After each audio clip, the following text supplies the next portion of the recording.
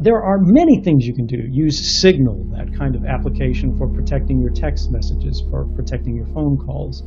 Use Tor when you're browsing on the internet. The Tor browser won't give you perfect security, but you will be far safer than if you were using a normal Internet Explorer or Chrome or Firefox browser. And these kind of things lead us to a larger point, which is you as an individual should not have to do this. You should not have to make these decisions. You should not have to study to be safe using the devices that you rely upon every day. And this means you have to be political. You have to talk about these things. You have to recognize, right, that when somebody says, don't worry about this, it doesn't matter.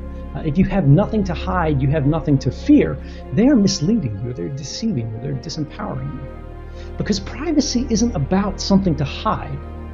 It's about something to protect. Privacy is the right to the self, right? Privacy is the right to a free mind. Privacy is the foundation of all other rights. Freedom of speech doesn't mean very much if you can't try out in a safe space among friends without the judgment of this external society what it is that you actually think and figure, is this a good idea, is this a bad idea? Freedom of religion, the same thing. You either inherit a religion or you accept it from the state, but you don't know what it is for yourself that you actually believe in and who you want to become unless you have that protected space. And moreover, right, privacy is not intended for the majority. That's not where it derives its value from. Politicians don't need privacy. They're already powerful. They can already defend themselves.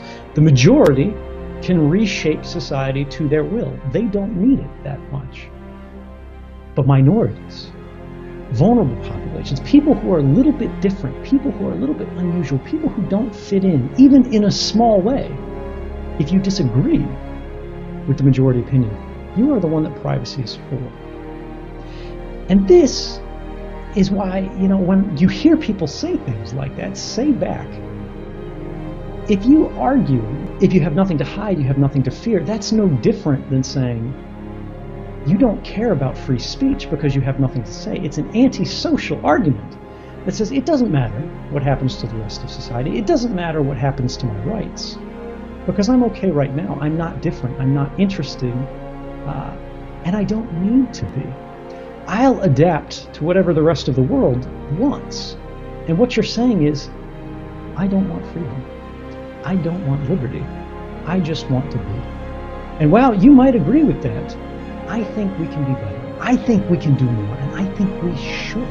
I think the rights that we inherited are a blessing, something that we should protect and defend and ensure that not just this generation, but every other generation enjoys that and more.